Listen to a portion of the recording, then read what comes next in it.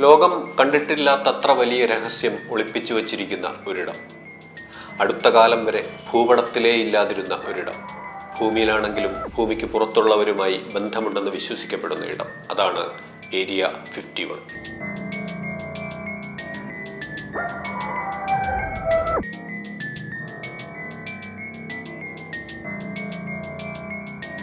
പതിറ്റാണ്ടുകളായി American government മൂടിവെച്ച ആ സത്യം എന്താണ്?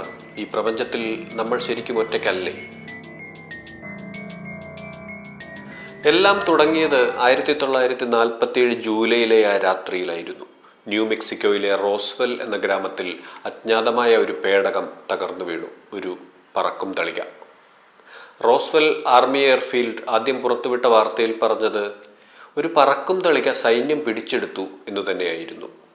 എന്നാൽ മണിക്കൂറുകൾക്കുള്ളിൽ ആ വാർത്ത തിരുത്തപ്പെട്ടു. പറക്കും തളിക പെട്ടെന്ന് കാലാവസ്ഥാ നിരീക്ഷണത്തിനുള്ള ബലൂൺ മാത്രമായി മാറി. പക്ഷേ ദൃക്സാക്ഷി മൊഴികളിൽ പലതും മാറ്റമില്ലാതെ തുടർന്നു. മനുഷ്യൻ്റേതല്ലാത്ത ശരീരങ്ങളും വിചിത്രമായ ലോഹാവശിഷ്ടങ്ങളും കണ്ടെന്ന് അവർ പറഞ്ഞു. സംഭവത്തിൻ്റെ ദൃക്സാക്ഷികൾക്ക് US സൈന്യം അന്ന് കർക്കശമായ വിലക്കുകൾ ഏർപ്പെടുത്തി. എന്നാൽ ഈ ദൃക്സാക്ഷികളുടെ കുടുംബാംഗങ്ങൾ ദശകങ്ങൾക്കു ശേഷം എല്ലാ വിലക്കുകളെയും അതിലംഘിച്ച് അവർ കേട്ടത് പലതും പുറത്തു പറഞ്ഞു. ലോകം അമ്പരപ്പോടെ അത് കേട്ടുനിന്നു. റോസ്വെല്ലിൽ തകർന്നു വീണത് ഒരു അന്യഗ്രഹ പേടകമായിരുന്നുവെന്നും അതിനുള്ളിൽ വിചിത്ര രൂപമുള്ള ജീവികളെ കണ്ടെന്നും മരണക്കിടക്കയിൽ വെച്ച് പല ദൃക്സാക്ഷികളും തങ്ങളുടെ ബന്ധുക്കളോട് വെളിപ്പെടുത്തിയിരുന്നു അത്രേ. തകർന്നു വീണ ലോഹാവശിഷ്ടങ്ങൾ അസാധാരണമായിരുന്നുവെന്നും അത് ഏരിയ 51ലേക്ക് മാറ്റിയെന്നും ഇവർ സാക്ഷ്യപ്പെടുത്തുന്നു.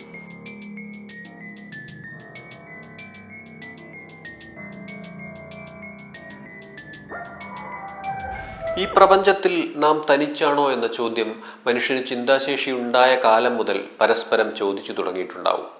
അന്യഗ്രഹ ജീവികളെക്കുറിച്ചുള്ള സങ്കല്പങ്ങളും സാധ്യതകളുമൊക്കെ അത്തരം ചർച്ചകളിൽ ഒരിക്കലും മടുക്കാത്ത വിഷയങ്ങളുമായിരുന്നു. ഇപ്പോൾ ഈ വിഷയം വീണ്ടും ലോകശ്രദ്ധയിലേക്ക് കൊണ്ടുവന്നത് US മുൻ പ്രസിഡന്റ് ബരാക് ഒബാമയാണ്. അന്യഗ്രഹ ജീവികൾ യാഥാർത്ഥ്യമാണെന്ന് ഒബാമ തറപ്പിച്ചു പറയുന്നു. പക്ഷേ താൻ അവയെ കണ്ടിട്ടില്ലെന്നും ഏരിയ 51ൽ അവയെ സൂക്ഷിച്ചിട്ടില്ലെന്നും കൂടി ഒബാമ കൂട്ടിച്ചേർക്കുന്നു. US പ്രസിഡന്റിനെ പോലും ഒളിച്ചുകൊണ്ടുള്ള ഒരു നിഗൂഢത ഏരിയ 51ൽ ഇല്ലാത്തിടത്തോളം അവിടെ അത്തരത്തിലുള്ള ഭൂഗർഭ സജ്ജീകരണങ്ങളൊന്നുമില്ലെന്നാണ് ഒബാമ പറയുന്നത്. അവസാനത്തെ ആ കൂട്ടിച്ചേർക്കലാണ് ചർച്ചകൾക്ക് ഊർജം പകർന്നത്. US പ്രസിഡന്റിന് പോലും അറിയാത്ത രഹസ്യങ്ങൾ ആ സൈനിക കേന്ദ്രത്തിൽ ഒളിഞ്ഞിരിക്കുന്നുണ്ടാവാം എന്ന സാധ്യത.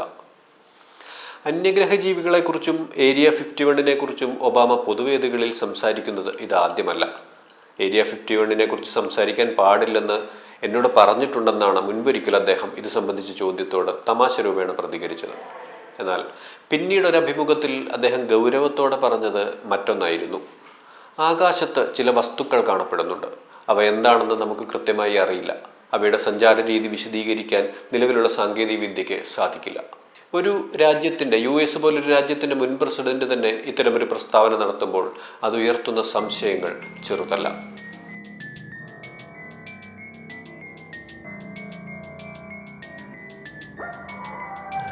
ഏരിയ 51ൽ യഥാർത്ഥത്തിൽ എന്താണ് നടക്കുന്നത്? തകർന്നു വീണ പേടകങ്ങളിൽ നിന്ന് ലഭിച്ച അന്യഗ്രഹ സാങ്കേതിക വിദ്യ ഉപയോഗിച്ച് അമേരിക്ക പുതിയ ആയുധങ്ങൾ നിർമ്മിക്കുകയാണോ? അതോ അന്യഗ്രഹ ജീവികളുമായി നമ്മുടെ ലോകം രഹസ്യ കരാറുകളിൽ ഏർപ്പെട്ടിട്ടുണ്ടോ? ഇതൊരു സൈനിക പരീക്ഷണ കേന്ദ്രം മാത്രമാണെന്നാണ് US സർക്കാരിൻ്റെ വാദം. എന്നാൽ വൻ സുരക്ഷാ സന്നാഹങ്ങൾക്ക് നടുവിൽ നിലകൊള്ളുന്ന ഏരിയ 51ൽ ഷൂട്ട് ടച്ച് സൈറ്റ് ഓർഡർ പോലും പ്രാബല്യത്തിലുണ്ട്. അതിക്രമിച്ചു കയറുന്നവരെ തക്ഷണം വെടിവെച്ചു കൊല്ലാം. പതിറ്റാണ്ടുകളോളം അമേരിക്കൻ ഭൂപടത്തിൽ ഏരിയ 51 എന്നൊരു സ്ഥലം അടയാളപ്പെടുത്തിയിരുന്നില്ല. ഗവൺമെന്റ് രേഖകൾ പോലും ഇതിനെക്കുറിച്ച് നിശബ്ദത പാലിച്ചു. എന്നാൽ 2013 പുറത്തുവിട്ട രേഖകളിലൂടെ CIA ആദ്യമായി ഒരു കാര്യം സമ്മതിച്ചു. നെവാഡ മരുഭൂമിയിൽ ഏരിയ 51 എന്നൊരു സൈനിക താവളം നിലവിലുണ്ട്. അങ്ങനെ ഏരിയ 51 എന്ന യാഥാർത്ഥ്യം ആദ്യമായി ഡീക്ലാസിഫൈ ചെയ്യപ്പെട്ടു. എന്നാൽ ഈ വെളിപ്പെടുത്തൽ കേവലം ഒരു ഔദ്യോഗിക സ്ഥിരീകരണം മാത്രമായിരുന്നു. അവിടെ നടക്കുന്ന പ്രവർത്തനങ്ങളെക്കുറിച്ചോ പരീക്ഷണങ്ങളെക്കുറിച്ചോ ഇന്നും വ്യക്തമായ വിവരങ്ങൾ പുറത്തുവിടാൻ അവർ തയ്യാറായിട്ടില്ല. അതീവ രഹസ്യ സ്വഭാവമുള്ള യുദ്ധവിമാനങ്ങളുടെ പരീക്ഷണ കേന്ദ്രം എന്ന ലേബലിൽ ഇന്നും ആ നിഗൂഢതകൾ അവർ കാത്തുസൂക്ഷിക്കുന്നു.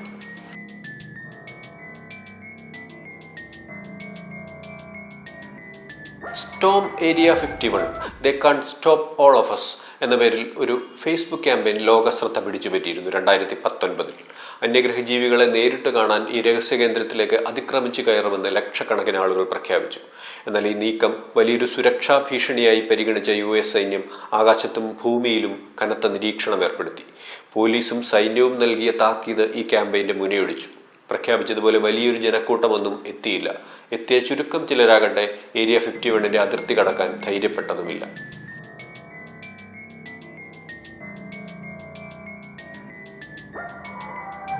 ഏരിയ 51 കുറിച്ചുള്ള ചർച്ചകളിൽ ഒഴിച്ചുകൂടാനാവാത്ത ഒരു പേരാണ് ബോബ് ലാസർ എന്നത്.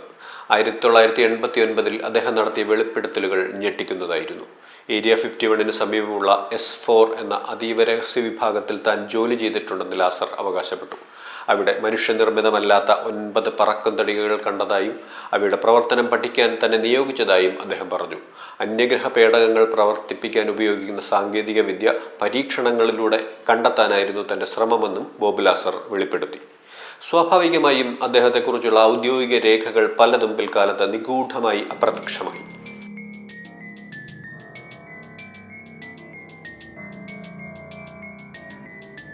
ഏരിയ 51 കുറിച്ചുള്ള മറ്റൊരു സംശയം നീൽ ആംസ്ട്രോങ്ങിന്റെ ചന്ദ്രയാത്രയുമായി ബന്ധപ്പെട്ട് കിടക്കുന്നു. മനുഷ്യൻ ചന്ദ്രനിൽ ഇറങ്ങിയിട്ടേയില്ലെന്നും ആ ദൃശ്യങ്ങളെല്ലാം ഏരിയ 51 അതീവ രഹസ്യമായ ഒരു മൂവി സെറ്റിൽ വെച്ച് ചിത്രീകരിച്ചതാണെന്നുമാണ് ഈ ഗൂഢാലോചനാ സിദ്ധാന്തം പറയുന്നത്. ശീതയുദ്ധകാലത്ത് സോവിയറ്റ് യൂണിയനേക്കാൾ മുന്നിലെത്താൻ അമേരിക്ക കെട്ടിച്ചമച്ച ഒരു നാടകമായിരുന്നു ചന്ദ്രയാത്ര എന്നാണ് ഇതിൽ വിശ്വസിക്കുന്നവർ കരുതുന്നത്. ചന്ദ്രന്റെ ഉപരിതലത്തിന് സമാനമായ ഏരിയ 51 മരുഭൂമിയും അവിടുത്തെ ഭൂപ്രകൃതിയും ഈ ചിത്രീകരണത്തിന് അനുയോജ്യമായിരുന്നു എന്നാണ് അവരുടെ വാദം.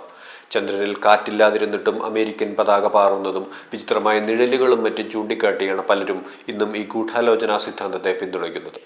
ഇതിനെക്കുറിച്ചുള്ള സത്യം പുറത്തു വരാതിരിക്കാൻ ഗവൺമെന്റ് ഇന്നും കനത്ത സുരക്ഷാ സംവിധാനങ്ങൾ തുടരുകയാണെന്നും ഇവർ വിശ്വസിക്കുന്നു.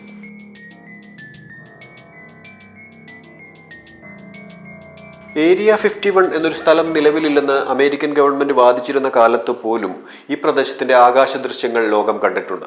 ശീതയുദ്ധകാലത്ത് സോവിയറ്റ് യൂണിയന്റെ ചാര ഉപഗ്രഹങ്ങൾ എടുത്ത ചിത്രങ്ങളിൽ ഈ മരുഭൂമിയിലെ വിചിത്രമായ നിർമ്മാണ പ്രവർത്തനങ്ങളും നീളമേറിയ റൺവേകളും ഒക്കെ വ്യക്തമായിരുന്നു.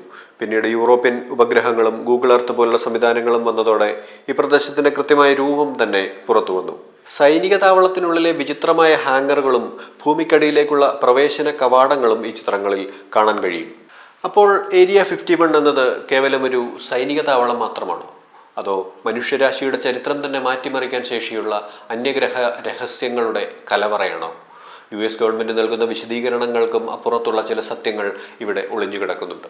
നമ്മൾ കണ്ടതിനും അറിഞ്ഞതിനും അപ്പുറമുള്ള എന്തോ ചിലത്. സത്യം എന്നെങ്കിലും വെളിച്ചത്ത് വരുമായിരിക്കും, ഒരുപക്ഷെ നമ്മൾ പ്രതീക്ഷിക്കുന്നതിലും നേരത്തെ. Stay curious.